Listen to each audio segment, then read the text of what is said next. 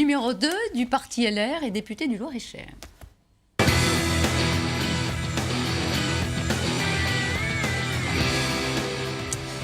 Et auteur d'un livre, Milieu de cordée, dont on va parler, parce qu'il contient des propositions dont on va voir si, au-delà d'être détonnantes, elles peuvent tenir la route. Bonjour à vous, Guillaume Pelletier. Bonjour.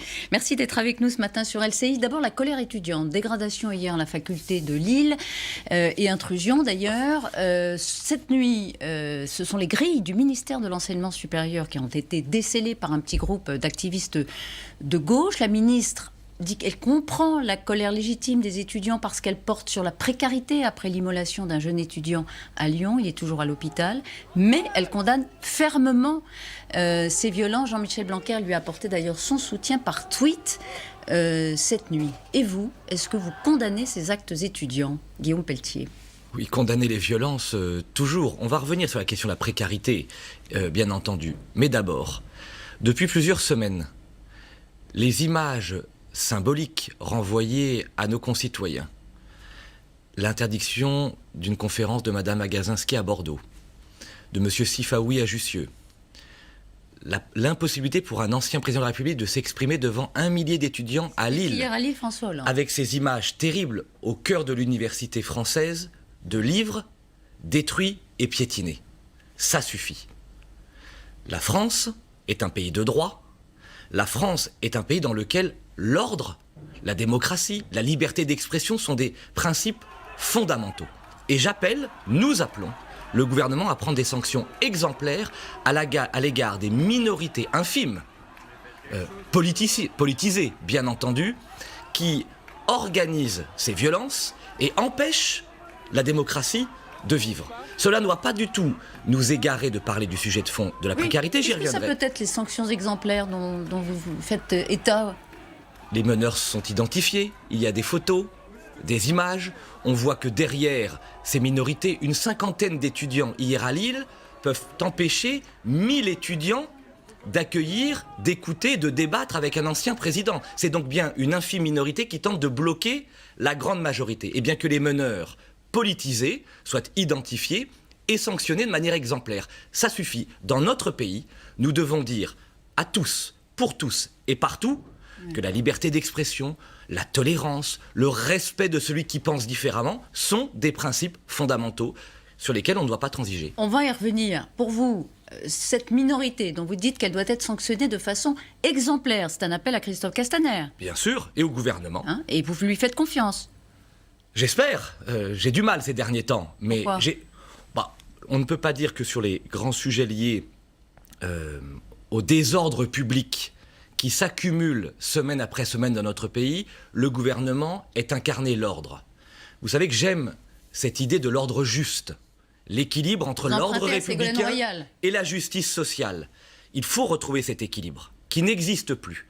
Et ces deux principes sont brisés dans notre pays. Oui, j'appelle le gouvernement et le ministre de l'Intérieur à prendre des sanctions exemplaires dans le domaine de l'ordre public, et à nous, les élus, à prendre en compte la détresse étudiante, tout en disant que ça ne concerne pas que les étudiants, nos agriculteurs, nos policiers. Vous n'en parlez pas beaucoup dans votre livre. Dans les hôpitaux. Vous invoquez un certain nombre de profils de Français que vous connaissez, des travailleurs, une retraitée, une salariée dans un EHPAD, des etc. jeunes apprentis. Et des jeunes apprentis. Mais la colère étudiante, c'est pas un enjeu pour vous, Si, bien sûr. Et en tout cas, il n'est pas dans votre livre. C'est à travers 10 portraits dans mes territoires. On y reviendra. Vous ne l'avez pas traité en tant que tel, en tout cas. Si, dans nos territoires, pour moi, la question étudiante est intimement liée à la question, du collège et du lycée, d'abord, de l'orientation professionnelle, de cette indispensable révolution que nous devons entamer en disant que l'intelligence de la main vaut l'intelligence de l'esprit, et qu'à force d'envoyer des centaines de milliers de nos jeunes dans des facultés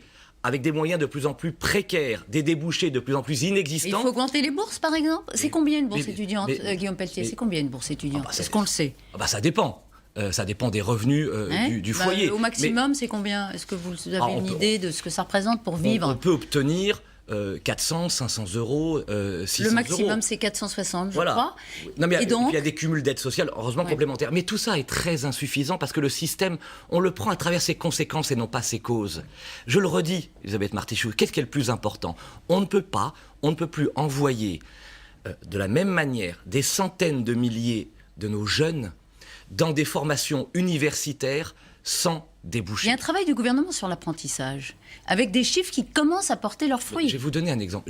Vous le savez, d'ailleurs, je le dis, avant d'être maire et député, et chef d'entreprise, mon premier métier, c'était professeur d'histoire-géographie. Vous enseigniez 2 ans, vous le racontez. Voilà, en collège et en lycée. Aujourd'hui, avant l'âge de 16 ans, il est quasiment impossible de favoriser l'orientation professionnelle de nos enfants.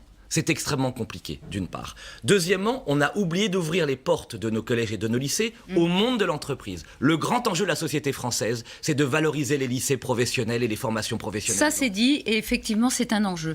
Je voudrais revenir sur ce que vous disiez tout à l'heure, c'était intéressant. Vous avez rappelé ce qu'avait vécu Sylviane Agacinski, une conférence annulée par des étudiants qui la traitaient d'homophobe, en gros, parce que c'est vrai qu'elle est assez anti-PMA pour toutes. Il y a eu l'affaire de Mohamed Sifaoui à la Sorbonne. C'est une question que pose ce soir LCI, dans le cadre d'une grande confrontation, une grande soirée animée par David Pujadas. À partir de 21h, ça va être passionnant. La liberté d'expression est-elle menacée en France? Est-ce qu'on ne peut plus tout dire aujourd'hui dans le débat public? Qu'est-ce que vous dites à ça? D'abord, je pense que vous avez raison d'organiser ce grand débat parce que c'est ce qui marque, alors pas de manière essentielle et quotidienne, mais beaucoup nos compatriotes dans les échanges qu'on peut avoir dans nos territoires. Cette impression que l'intolérance vis-à-vis de ce que pense l'autre devient une réalité quotidienne. Et je crois que le grand enjeu pour ma génération politique, c'est de rappeler que notre pays, et c'est ça qui fonde notre vocation universelle, y compris dans le monde, et que nous sommes, à travers les siècles, devenus un modèle pour d'innombrables nations libres, et que ce modèle, nous ne devons pas le perdre. C'est que la France, c'est le lieu des confrontations d'idées, mais dans le respect et la tolérance de celui qui pense différemment. Je le dis d'ailleurs dans le prologue du livre, comment nous parvenons ensemble à ce que j'appelle l'adéquatio, c'est-à-dire l'alchimie subtile entre ce en quoi je crois, ce en quoi croit mon voisin, mon contradicteur, pour aboutir non pas à des compromissions qui sont dangereuses, mais à l'idéal du compromis, c'est-à-dire à un idéal du consensus. Le consensus, c'est faire un pas vers l'intelligence. Il perd des points, le consensus, la recherche du consensus, c'est ce que vous dites. Mais c'est vrai qu'aujourd'hui, il y a de plus en plus de minorités qui revendiquent d'être reconnues et avec une pensée des différences, etc. Et c'est vrai qu'on se heurte aujourd'hui à ça, aujourd'hui. Et d'ailleurs, de plus en plus, j'ajoute deuxième réflexion et proposition. Quel est le modèle républicain français et notre originalité? C'est que nous considérons qu'au-dessus de toutes les minorités, il existe la majorité et qu'il existe au-dessus des communautés, la communauté nationale. Mais la majorité est contestée par les minorités, c'est un fait. Eh bien, faisons attention à ce que notre pays ne sombre pas dans la tyrannie des minorités. Ah, c'est Nicolas Sarkozy qui en avait parlé il y a quelques années. Sûr, il avait raison, parce que, bien sûr que nous devons entendre les désirs, les attentes, les colères de tous nos compatriotes, sans jamais remettre en cause la volonté du bien commun et de la loi commune. Ouais, ça, c'est facile à dire. On verra ce soir, donc rendez-vous 21h sur LCI. Ne ratez pas la grande confrontation, Guillaume Pelletier. Je voudrais en venir à une des propositions de votre livre, dans lequel vous vous posez en porte-parole des classes moyennes, avec des idées nouvelles, 9 idées nouvelles, notamment dans le domaine économique. On va en prendre une, la plus spectaculaire, qui a fait le plus parler pour l'instant. C'est la hausse générale des salaires de 20%, on n'avait pas vu ça depuis mai 68, je crois, de 20% et des retraites de 5 à 10% en contrepartie de la suppression. Il y a la suppression, plutôt par une mécanique de suppression des cotisations salariales et patronales. Voilà. Comment on finance ça? Je le dis en 2 mots, vous allez nous dire 400 milliards, ça coûte 400 milliards cette petite affaire. Et vous imposez une taxe sur toutes les transactions financières. C'est-à-dire que moi, j'achète un colis à mon fils ou je lui envoie un virement, je vais payer une taxe. Oui, mais votre revenu brut deviendrait votre revenu net. Oui, mais enfin, au final, le solde est nul, alors? Ah non, je vais vous donner un exemple. Pour un salarié français moyen qui gagne 1 700 € net aujourd'hui, la proposition que je fais lui permettrait de gagner à la fin du mois 2 200 € net, 500 € net de revenus mensuels supplémentaires. Et le micro-prélèvement que je propose lui coûterait, s'il dépensait tout son salaire dans le mois, 2% de 2200 euros, c'est-à-dire 44 euros. Donc évidemment, pour l'ensemble des classes moyennes, des travailleurs, des entrepreneurs, des retraités, des jeunes apprentis, des fonctionnaires des services publics, c'est extrêmement avantageux. Les patrons ne payent plus non plus de cotisations patronales. Je m'explique en un mot, c'est une réforme en 3 temps, mais en même temps. Suppression des cotisations patronales, choc de compétitivité pour les entreprises françaises, suppression des cotisations salariales pour permettre à chaque salarié, retraité, fonctionnaire, de voir son revenu brut devenir son revenu net. Et enfin, pour financer tout ça, ce micro-prélèvement en partant d'une idée. De combien? De 2%, 2%. Pourquoi? Il y a un siècle, on a taxé le travail parce que le travail existait. Le travail s'est raréfié. Moi, je propose qu'on bascule la taxation du travail vers une taxation sur l'argent, c'est-à-dire sur les mouvements d'argent Dites donc, pour ceux qui ne font que ça toute la journée, par parenthèses, les financiers qui passent leur temps à vendre et à acheter, vous avez raison. Alors eux, ça va provoquer un choc considérable. Est-ce que c'est tenable? Vous avez pensé à ça, j'imagine. L'idéal de justice dans notre pays, d'ailleurs, beaucoup de pays y viennent, y compris le président de la République chez nous, qui, de plus en plus, et pour le coup, il a raison, tente d'imaginer des régulations des grands mouvements financiers. On ne peut plus donner de primes à la spéculation et mépriser tous ceux qui travaillent. De là à déstabiliser le système 2%. comme vous en... 2%. 2% à longueur de journée. Je crois que compte tenu sur des sommes importantes. Je crois que compte tenu des profits considérables réalisés dans le monde de la finance et de la spéculation, il n'est pas illogique que ce monde-là contribue à la sauvegarde du monde du travail. Vous savez, ce qui est le plus marquant en France aujourd'hui, les plus grands témoignages dans nos territoires, dans ma permanence parlementaire, c'est que les Français disent « les salaires sont trop bas ». Le travail ne paye plus. Il n'existe plus d'écart entre les revenus du travail et les revenus de l'assistance. Si on veut recréer une espérance française, si on veut répondre à la détresse étudiante, à la détresse agricole, à la détresse policière, à la détresse hospitalière, nous devons offrir une récompense de la valeur travail. Remplacer la loi du plus fort par la loi de l'effort. Alors Guillaume Pelletier, vous vous appuyez sur des économistes qu'on connaît plus ou moins, plutôt moins que plus d'ailleurs, et quoi qu'il en soit, votre solution dont on parle, donc, parce que au-delà de faire parler, franchement, c'est un peu jouer les apprentis sorciers. Est-ce que quelqu'un dans le monde a déjà essayé? Est-ce que ça a déjà été testé quelque part? Il n'y a rien de plus moderne qu'une idée dont l'heure est venue, disait Victor Hugo, et il a raison. J'ai travaillé pendant près de 2 années avec des experts, des économistes. Je rencontre depuis plusieurs semaines les organisations patronales et syndicales.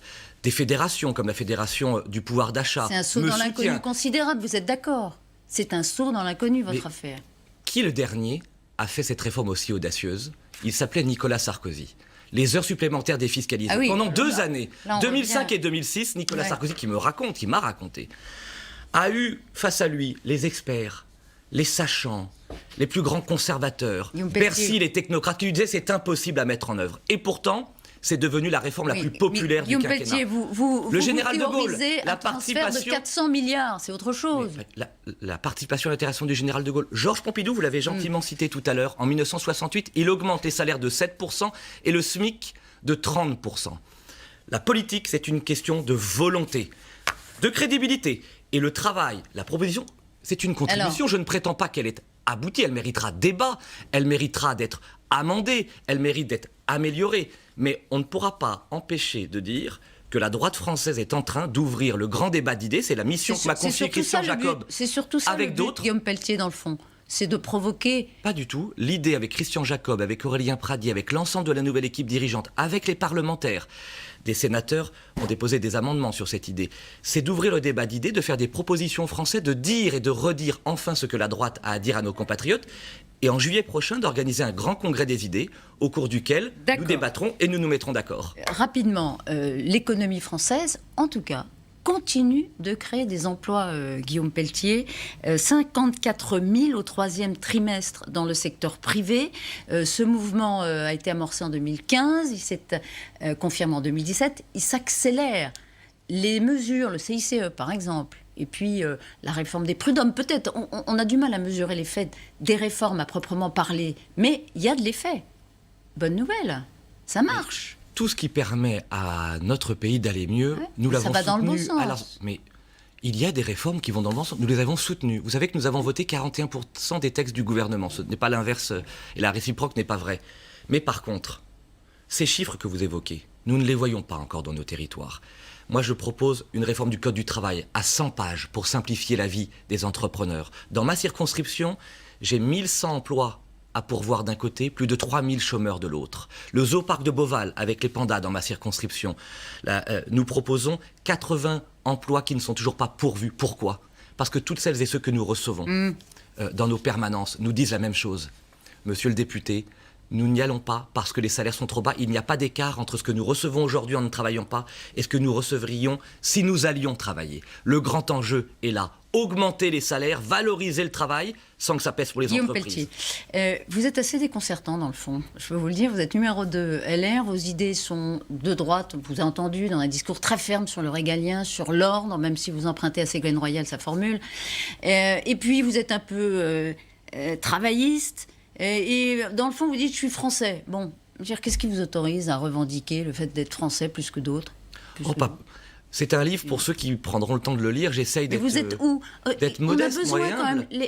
On a besoin de situer ceux qui, surtout quand ils viennent de la droite et vraiment de la droite, puisque bien vous sûr, avez commencé au FN. Je vais vous répondre avec beaucoup de sincérité. D'abord, c'est un livre d'humilité. Je ne prétends pas avoir raison plus que les autres. J'essaie de présenter des solutions parce que je souffre de voir mon pays s'abîmer, de voir la droite en grande difficulté.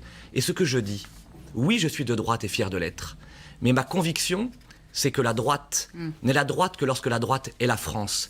Et lorsque la droite a convaincu une majorité de Français, De Gaulle, Pompidou, Chirac, Sarkozy, c'est lorsqu'elle a incarné les valeurs d'ordre, sur l'autorité, la laïcité, mais qu'elle a su réenchanter le rêve français, le rêve d'égalité des chances, le rêve de l'ascenseur social, le rêve de l'idéal de justice. Eh bien, ces valeurs-là, nous devons les réinventer avec Christian Jacob, avec François Baroin, avec Xavier Bertrand, avec tous les talents de notre famille politique, parce que nous devons répondre aux Français. Ils sont plus de 70% à nous dire « Nous ne voulons ni d'Emmanuel Macron, ni de Madame Le Pen ». On lira votre livre pour rendre compte. À nous de proposer ce chemin républicain. On se rendra compte qu'il y a du lyrisme. Encore un petit mot sur une de vos propositions, très vite. Vous dites, sur les déserts médicaux, vous êtes élu du Loir-et-Cher, vous avez eu affaire à un problème de cette nature dans votre mairie. Oui. Comment on résout le problème du désert médical ? Par la coercition, Guillaume Pelletier ? Ah oui, je pense que tant de réformes d'incitation ont été menées ces 30 dernières années sans porter d'effet. Je propose d'abord, en lien avec les conseils de l'ordre d'ailleurs, qu'on permette le cumul emploi-retraite pour les médecins, qui est aujourd'hui très limité, puisqu'un médecin... Est-ce que la liberté d'installation, et je propose, comme les Allemands, comme au Québec, qu'on régule la liberté pendant 2 années, sur 40 ans de carrière, et qu'on dise à nos jeunes médecins, venez à travers un taux de conventionnement modulé dans les territoires sous-dotés. C'est une vocation magnifique que vous avez. C'est au début de carrière que la liberté d'installation est remise en cause. Elle est régulée. Et ça veut dire quoi, régulier ? Ça veut dire que quand vous avez 40 ans de carrière qui commencent, vous pouvez, au nom du serment d'Hippocrate, venir servir ceux qui ont le plus... Vous devez, c'est pas vous pouvez, c'est ce que vous dites, vous devez. Par un taux de conventionnement modulé, c'est-à-dire ils pourront s'installer où ils veulent, mais pour être conventionnés, ils devront s'installer dans un territoire sous-doté. Vous avez parlé aux médecins qui sont excessivement, le mot peut-être est abusif, extrêmement attachés à la liberté d'installation. Pour eux, c'est consubstantiel même à la fonction médicale. Je comprends et je respecte et j'admire leur vocation. Mais je leur dis, d'ailleurs, beaucoup de jeunes médecins viennent me voir pour dire « Vous avez raison, c'est aussi une part de notre vocation ». Si on le fait intelligemment, dans la concertation, je pense que beaucoup de nos jeunes médecins accepteront avec... Je propose quand même un doublement de leurs revenus, comme au Québec. Donc il y a des contreparties positives. Accepteront de venir servir ceux qui ont le plus besoin d'eux. Enfin, vous en avez trouvé un médecin dans votre commune. Finalement, un jeune trentenaire comme quoi l'obligation n'est pas non plus fatale. Non, voilà, milieu de cordée, chez Plon, signé Guillaume Pelletier, avec une dizaine, on l'a compris, de propositions précises à débattre. Merci d'avoir été avec nous ce matin sur LCI. À vous, Pascal.